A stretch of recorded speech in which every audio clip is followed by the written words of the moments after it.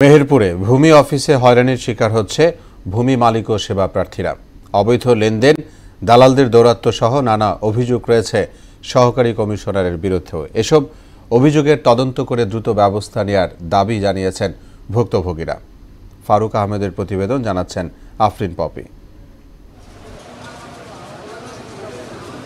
গাংনী উপজেলা ভূমি অফিসে পদে পদে ঘুষ, দুর্নীতির কারণে অনিয়মই যেন নিয়মে পরিণত হয়েছে। অবৈধ লেনদেনকে ঘিরে গড়ে উঠেছে শক্তিশালী দালাল চক্র।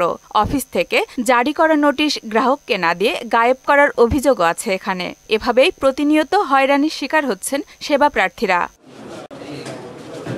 এছাড়া সহকারী কমিশনার সাদ্দাম হোসেনের বিরুদ্ধে নামজারিতে ধীরগতি, ভূমি মালিকদের হয়রানি ও অসৌজন্যমূলক আচরণের অভিযোগ উঠেছে। মাসের পর মাস নামজারি সহ নানা ফাইল পড়ে থাকায় দুর্ভোগ বেড়েছে ভূমি মালিক ও সেবা প্রার্থীদের।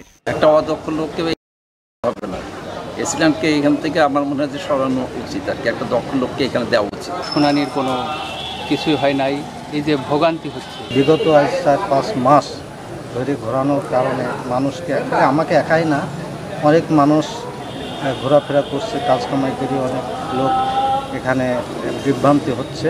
বিগত বছরে প্রতি মাসে প্রায় 3000 নামজারি সম্পূর্ণ করা হলেও এখন মাসে 700 থেকে 800 নামজারি করা হচ্ছে, যে কারণে বাধ্য হয়েই নামজারি সহ অন্যান্য কাজে অনেককেই দালালের দ্বারস্থ হতে হচ্ছে।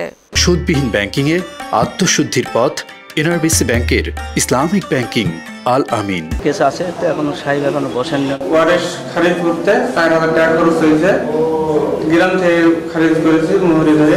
এ বিষয়ে কথা বলতে রাজি হয়নি সহকারী কমিশনার সাদ্দাম হোসেন।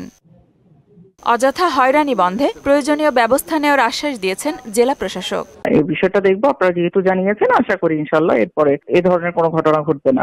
বিষয়টি গুরুত্বের সাথে নিয়ে প্রয়োজনীয় ব্যবস্থা নেবে কর্তৃপক্ষ, এমন প্রত্যাশা ভুক্তভোগীদের। আফরিন পপি, মোহনা সংবাদ।